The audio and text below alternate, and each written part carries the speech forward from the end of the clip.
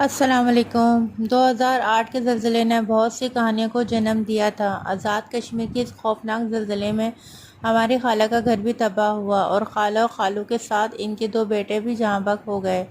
البتہ دونوں بچیاں جو صبح سویرے اسکول جانے کو نکلتی تھیں، وہ راستے میں ایسی جگہ سے گزر رہی تھی جہاں ارد گرد بلڈنگ یا گھر موجود نہ تھے، لہٰذا وہ چلتے چلتے میدان میں گر گئیں۔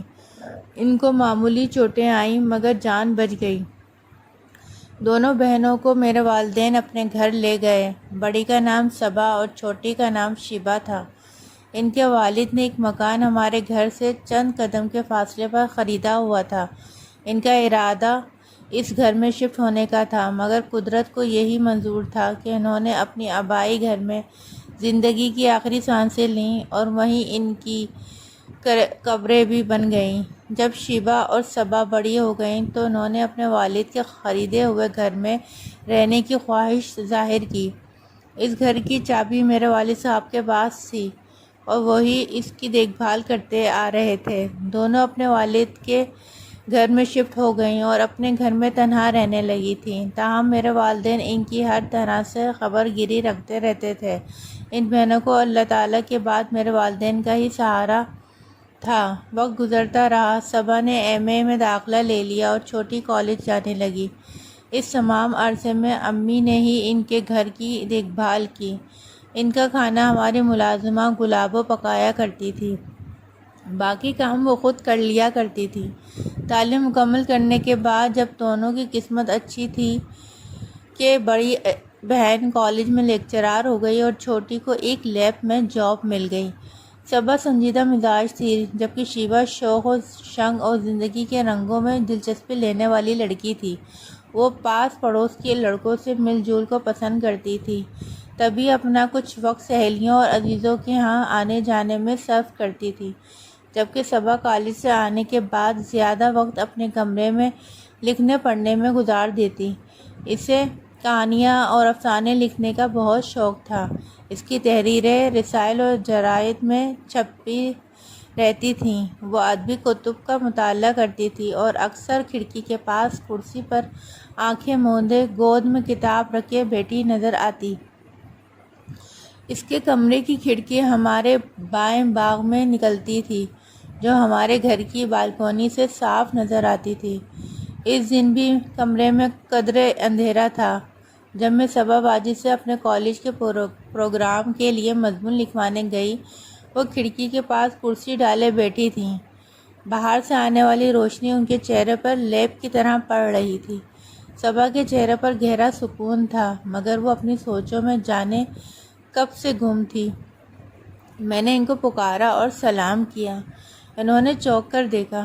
سلمیٰ، تم کب آئیں؟ اس نے قبل کہ میں جواب دیتی، شیبا کمرے میں آ گئی۔ آتے ہی اس نے کمرے کی لائٹ جلا دی۔ روشنی کی چمک سے صبا کو ناگواری ہوئی اور اس نے آنکھوں پر ہاتھ رکھ لیا۔ باجی، آپ تو دن میں بھی شام کیے رکھتی ہیں، دیکھیں تو کون آیا ہے۔ شیبا کے پیچھے ایک اجنبی نوجوان کھڑا تھا۔ اس کو دیکھ کر صبا کے چہرے سے ناگواری کے تاثرات ختم ہو گئے۔ اس نے چھوٹی بہن کو ہدایت کی ہوئی تھی کہ وہ ملازمت ضرور کرے، مگر کسی مرد سے بے تکلف نہ ہو اور نہ کسی کے گھر لائے۔ یہ خیام ہیں باجی، میرے ساتھ کام کرتے ہیں۔ نہ جانے خیام میں کیا بات تھی کہ اسے دیکھ کر صبا کا موڈ آف نہیں ہوا۔ اچھا خیام، تم باجی کے ساتھ بیٹھ کر بات چیت کرو، میں چائے لاتی ہوں۔ یہ کہہ کر وہ کچن میں چلی گئی۔ میں نے مہمان کو دیکھ کر باجی سے اجازت چاہی تو وہ بولیں، تم بیٹھ کر مضمون لکھو اور اپنا کام کرتی رہو۔ مہمان تم کو دیکھ کر کہتے ہیں، یوں لگتا تھا جیسے میں مضمون لکھنے میں ماہر ہوں، لیکن مجھ سے کچھ بھی تو لکھا نہیں جا رہا تھا، کیونکہ کمرے میں آج باجی کے ساتھ ایک غیر کی موجودگی کا احساس میری توجہ کو درہم برہم کیے ہوئے تھا۔ صبا نے میری اس کیفیت کو پا لیا اور کہا، سلمیٰ اب تم گھر جاؤ، مضمون تیار کر کے لے آؤ، میں ٹھیک کر دوں گی۔ گھر آ کر مجھے چین نہیں آیا، کیونکہ اس معاملے میں خاصی دلچسپی ہو گئی تھی۔ میں بالکونی میں چلی گئی، جہاں سے باجی کا گھر صاف نظر آ رہا تھا۔ ان کے گھر کے سامنے والی سڑک پر دکھائی دیتی تھی۔ تھوڑی دیر بعد میں نے دیکھا کہ مہمان واپس جا رہا تھا۔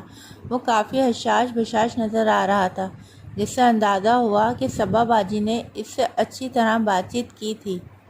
اس کے بعد اکثر دن کے وقت خیام ان کے گھر آنے لگا۔ ہم نے اس پر کوئی اعتراض نہیں کیا، کیونکہ دونوں بہنیں اچھی شریف لڑکیاں تھیں، یوں کسی سے ملتی نہ تھیں۔ دراصل یہ شیبہ کی شادی کا مسئلہ تھا، والدین تو تھے نہیں، اس لیے اس مسئلے کا صبا باجی نے ہی حل کرنا تھا۔ امی کو انہوں نے اسی قدر بتایا کہ وہ گاؤں سے نوکری کی غرض سے آیا تھا۔ گاؤں میں اس کی ماں تھی، بہن بھائی تھے اور نہ ہی باپ اس دنیا میں تھے۔ سب ہی زلزلے کی نظر ہو چکے تھے۔ اس کو اسی لیب میں ملازمت مل گئی جہاں شیبہ کام کرتی تھی۔ اس کو ادب سے لگاؤ تھا، وہ صبا کی تحریریں پڑھتا رہتا تھا۔ جب اسے شیبہ کی زبانی پتہ چلا کہ صبا اس کی بڑی بہن ہے تو وہ اس سے ملنے کا مشتاق ہو گیا۔ قیام اور شیبہ کی ملاقاتیں لیبارٹری میں ہوتی تھیں۔ اس کو لگا کہ یہ دونوں ایک دوسرے کو پسند کرنے لگے ہیں، تبھی وہ اس کو بہن سے ملانے گھر لے کر آ گئی تھی۔ ایک دن قیام نے شیبہ سے پوچھا کہ تمہاری باجی اس قدر سنجیدہ اور کم کیوں ہے؟